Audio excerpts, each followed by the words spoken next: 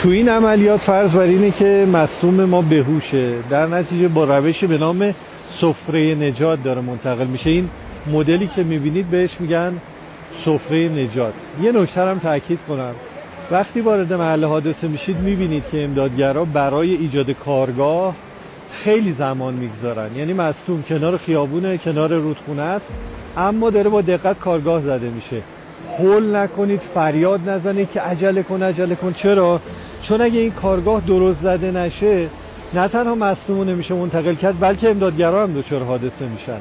این جزء ضروری عملیات و باید با دقت انجام بشه.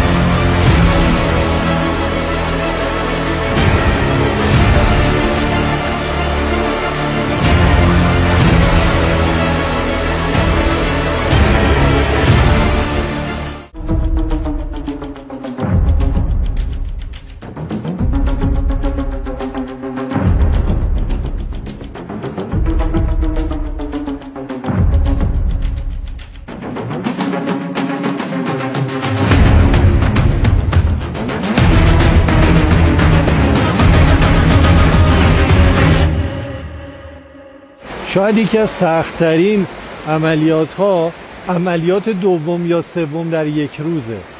یعنی رفتن این کارا رو کردن، برگشتن، دوباره بهشون اعلام شده عملیات بعدی و باز برمیگردن و باز عملیات بعدی.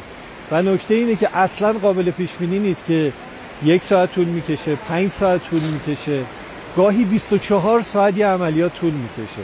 یعنی انقدر فرد هلال احمری باید صبور باشه، انقدر باید اهل مدارا باشه که تو این شرایط سخت ناراحت نشه، از خودش بیخود نشه.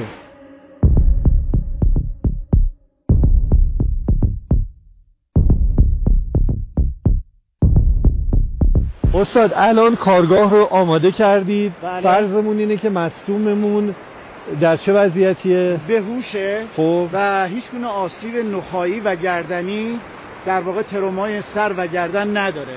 اگر ترومای سر و گردن داشته باشه با این وسیله که بسکت هست منتقل میشه. اگر نه با یک روش ایمن‌تر و کاملا ساده به وسیله سفره نجات در واقع مصدوم روی کارگاه ارضی انتقال داده میشه. سفره نجات ببینیم چه میکنید.